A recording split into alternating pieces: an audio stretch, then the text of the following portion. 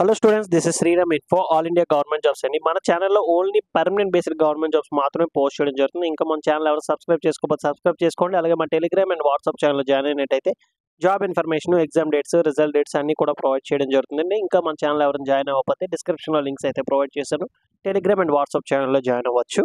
Hello students, ఇప్పుడు మనకు వచ్చేసి సిఎస్ఐఆర్లో ఎన్ఐఓ నేషనల్ ఇన్స్టిట్యూట్ ఆఫ్ ఓషియనోగ్రఫీ నుంచి చాలా మంచి పర్మనెంట్ సెంట్రల్ గవర్నమెంట్ జాబ్స్ అయితే రిలీజ్ అవ్వడం జరిగింది. ఇందులో స్పెషాలిటీ ఏంటంటే మనకి విశాఖపట్నంలో కూడా పోస్టింగ్ అనేది వచ్చే అవకాశం అయితే ఉంది. అది కూడా మనకి నోటిఫికేషన్లోనే మెన్షన్ చేశారు. అది కూడా మీకు చాలా క్లియర్గా ఎక్స్ప్లెయిన్ చేస్తాను. నోటిఫికేషన్లో మీకు వెళ్ళేటప్పుడు మీకు చూపిస్తాను.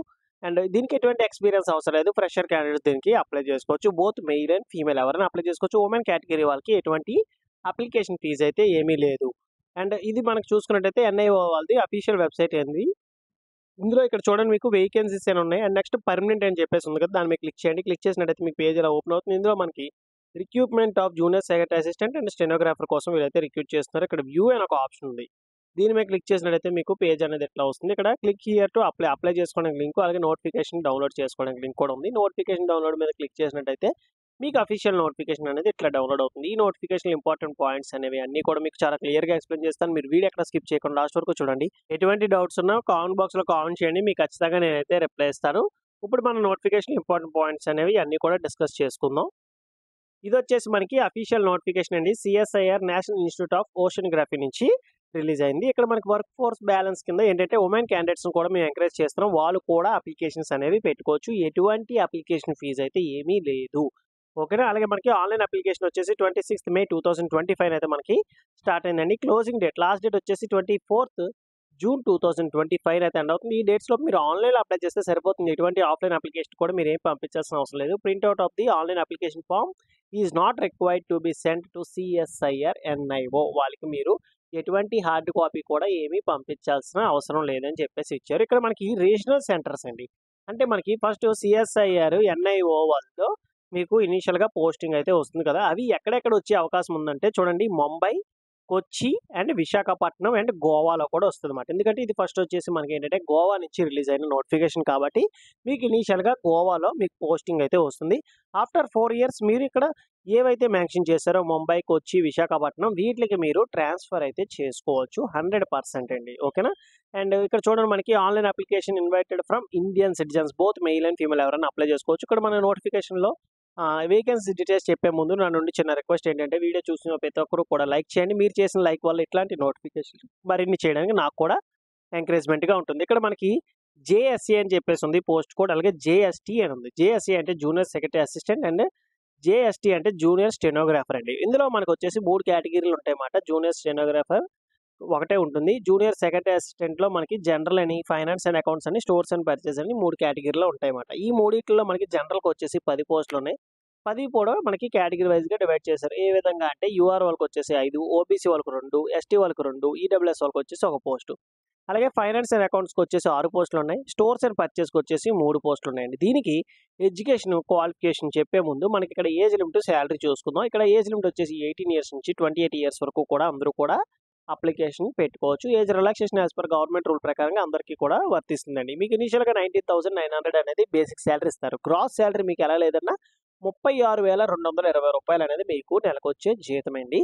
అలాగే జూనియర్ స్టెనోగ్రాఫర్ చూసుకున్నట్టయితే 6 వేకెన్సీస్ ఉన్నాయి కదా, దీనికి 18 years నుంచి 27 years వరకు కూడా దీనికి అప్లికేషన్స్ అనేవి పెట్టుకోవచ్చు. మీకు ఇనీషియల్గా ఇచ్చే బేసిక్ వచ్చేసి మనకి 25,500 అయితే మీకు ఇవ్వడం జరుగుతుంది. అండ్ దీనికి గ్రాస్ శాలరీ చూసుకున్నట్టయితే 47,400 రూపాయలు అనేది మీకు నెలకు వచ్చే జీతం అయితే వస్తుంది ఈ జూనియర్ స్టెనోగ్రాఫర్కి. వీటికి మనం ఇక్కడ చూసుకున్నట్టయితే ఇక్కడ చూడండి, మీరు 2 పోస్టులకి అప్లికేషన్స్ అనేవి పెట్టుకోవచ్చు. జూనియర్ సెక్రటరీ అసిస్టెంట్కి పెట్టుకోవచ్చు, అలాగే జూనియర్ స్టెనోగ్రాఫర్కి కూడా మీరు అప్లికేషన్స్ అనేవి పెట్టుకోవచ్చు. బట్ సపరేట్ అప్లికేషన్ పెట్టాలి. సపరేట్ అప్లికేషన్ ఫీజు కూడా మీరు పెట్టాల్సి ఉంటుందన్నమాట. అండ్ దీనికి ఎగ్జామినేషన్ అనేది ఎప్పుడు కండక్ట్ చేస్తారంటే మనకి జూలైలో ఎగ్జామ్ అనేది కండక్ట్ చేస్తామని చెప్పేసి మనకి నోటిఫికేషన్లోనే ఇవ్వడం జరిగింది. జేఎస్సీఏ పోస్ట్కి వచ్చేసి మనకి education qualification 10+2 or C equivalent అని చెప్పేసి ఇవ్వడం జరిగింది. అంటే ఇంటర్లో ఏ బ్రాంచ్ వాళ్ళైనా అప్లికేషన్స్ అనేవి పెట్టుకోవచ్చు. ఎంపీసీ, బైపీసీ, వొకేషనల్ కోర్సులు ఎవరైనా అప్లికేషన్స్ అనేవి పెట్టుకోవచ్చు. ఎటువంటి ఎక్స్పీరియన్స్ అవసరం లేదు. టైపింగ్ స్పీడ్ అయితే మీకు వచ్చి ఉండాలి. 30 words per minute హిందీ అయినా టైప్ చేయాలి, లేదా 35 words per minute ఇంగ్లీష్ అయినా మీరు టైప్ చేయాలి. అంతే, అంతకు మించి మరి ఇంకేమీ అవసరం లేదు. ఎక్స్ట్రాగా మీకు సర్టిఫికేట్ కూడా ఏమీ అవసరం లేదు. బట్ మీకు జూనియర్ స్టెనోగ్రాఫర్‌కి వచ్చేసి సేమ్ ఎడ్యుకేషన్ క్వాలిఫికేషన్ ఉంటుంది. బట్ స్టెనోగ్రఫీ ప్రొఫిషియన్సీ అనేది కంపల్సరీగా మీకు వచ్చుండాలి. ఓకేనా. దీనికి కూడా ఇంటర్ వాళ్ళు గాని and MPC, BiPC, vocational course A branch వాళ్ళైనా దీనికి అప్లికేషన్స్ అనేవి పెట్టుకోవచ్చు. అండ్ అనదర్ ఇంపార్టెంట్ పాయింట్స్ ఇక్కడ మనం చూసుకున్నట్టయితే అప్లికేషన్ ఫీజ్ వచ్చేసి ₹500 అండి. యూఆర్, ఓబీసీ, ఈడబ్ల్యూఎస్ క్యాండిడేట్స్‌కి and those are belongs to women, SC, ST, PWD, ex servicemen ఎవరైతే ఉన్నారో వారికి ఎటువంటి అప్లికేషన్ ఫీజ్ అయితే ఏమీ లేదు. వాళ్ళైతే ఏమీ అప్లికేషన్ ఫీజ్ పే చేయాల్సిన అవసరం లేదు. ఎవరైతే ఎలిజిబుల్ క్యాండిడేట్స్ ఉన్నారో ఎస్బీఐ కలెక్ట్ ద్వారా అప్లికేషన్ ఫీజ్ అయితే పే చేయడం జరుగుతుంది. మినిమమ్ ఏజ్ లిమిట్ వచ్చేసి 18 ఇయర్స్ అండి. అండ్ దీనికి కట్ ఆఫ్ డేట్ వచ్చేసి 24th జూన్ 2025 లోపు మీకు ఏజ్ అనేది కంప్లీట్ అయి ఉండాలన్నమాట. అలాగే నెక్స్ట్ వచ్చేసి ఇక్కడ మనకి age relaxation as per government rule ప్రకారంగా ఎస్సీ క్యాండిడేట్స్‌కి వచ్చేసి 5 ఇయర్స్, ఓబీసీ వాళ్ళకి 3 ఇయర్స్, పీడబ్ల్యూడీ క్యాండిడేట్స్‌కి వచ్చేసి 10 ఇయర్స్, అలాగే ఎక్స్ సర్వీస్ మెన్‌కి వచ్చేసి 3 ఇయర్స్ అనేది ఏజ్ రిలాక్సేషన్ అయితే మనకి ఇవ్వడం జరిగింది.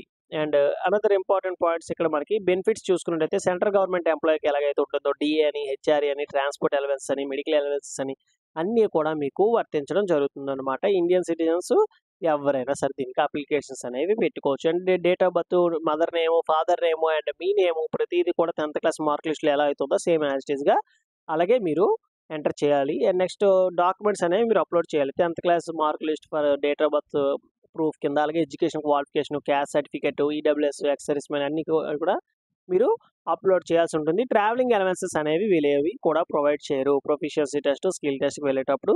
అండ్ స్కీమ్ ఆఫ్ ఎగ్జామినేషన్ మనం చూసుకున్నట్టయితే జేఎస్సీఏ పోస్ట్‌కి general finance and account and stores and పర్చేస్‌కి వచ్చేసి మనకి ఎలా ఉంటుందంటే ఫస్ట్ మీకు మల్టిపుల్ చాయిస్ క్వెషన్స్ ఉంటాయి. అంటే మనకి సీబీటీ టెస్ట్ అయితే కండక్ట్ చేయడం జరుగుతుంది ఫస్ట్ లెవెల్‌లో.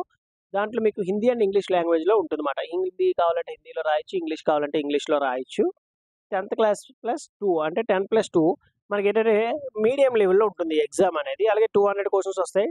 2 అవర్స్ 30 మినిట్స్ డ్యూరేషన్ టైమ్ అయితే ఉంటుంది. పేపర్ 1 మనకి 90 మినిట్స్ టైమ్ అయితే ఉంటుంది. Mental ability test 100 questions 200 marks. అంటే ఈచ్ క్వెషన్ క్యారీ 2 మార్క్స్. దీనికి ఎటువంటి నెగెటివ్ మార్కింగ్ అనేది ఏమి ఉండదు. పేపర్ 2 వచ్చేసి మనకి జనరల్ అవేర్‌నెస్, ఇంగ్లీష్ లాంగ్వేజ్ ఉంటుంది. 50 క్వెషన్స్ వస్తాయి. 150 మార్క్స్‌కి అయితే ఇది మనకి కండక్ట్ చేస్తున్నారు. అంటే ఈచ్ క్వెషన్ క్యారీ 3 మార్క్స్ అండి. బట్ దీనికి ఈచ్ రాంగ్ ఆన్సర్‌కి వచ్చేసి 1 నెగెటివ్ మార్కింగ్ అనేది ఉంటుంది. మీకు ఫైనల్ మెరిట్ కూడా మీకు పేపర్ 2 బట్టే మీకైతే తీస్తారు. పేపర్ 1 జస్ట్ క్వాలిఫైయింగ్ నేచర్ మాత్రమే.